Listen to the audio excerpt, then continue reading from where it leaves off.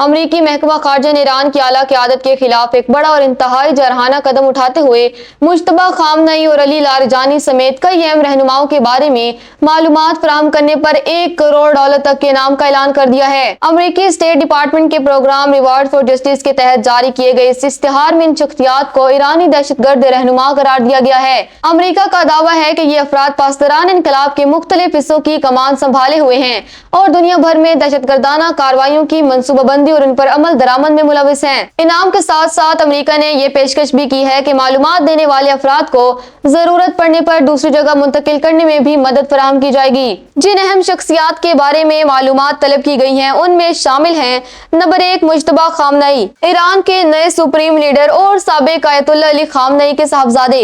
Number 2, Ali Larijani, supreme council के secretary, यानी जो आज ही तेहरान में यौम अल-कुद्स के एहतजाज में शरीक पाए गए। नंबर 3, इस्माइल खतीब, ईरान के वजीर intelligence. Number 4, Ali Asghar Hejazi, deputy chief of staff. Number 5, major general Yahya Rahim Safavi, साबिक पासदारान इनकलाब commander. Number 6, brigadier general Sikandar Momeni, senior ईरानी फौजी अहदेदार। ये इकदाम एक ऐसे वक्त में सामने आया है जब खित्ते में ईरान और अमेरिका के दरमियान जंगी सूरत-ए-हाल शिद्दत इख्तियार कर चुकी है। अली लारिजानी ने इन ऐलानात के बावजूद आज ही तेहरान में यौम अल-कुद्स के एहतजाज में अपनी शिरकत की तस्वीर सोशल मीडिया पर पोस्ट करके एक तरह से अमेरिकी इकदामात को चैलेंज किया है। मुबस्सिरीन के मुताबिक ईरान की नई और पुरानी क़यादत पर इतने बड़े इनामात का ऐलान जाहिर करता है कि अमेरिका अब तेहरान में बराह रास्त हुकूमत की तब्दीली या क़यादत को मुकम्मल तौर पर मफलूज करने की पॉलिसी पर अमल पैरा है।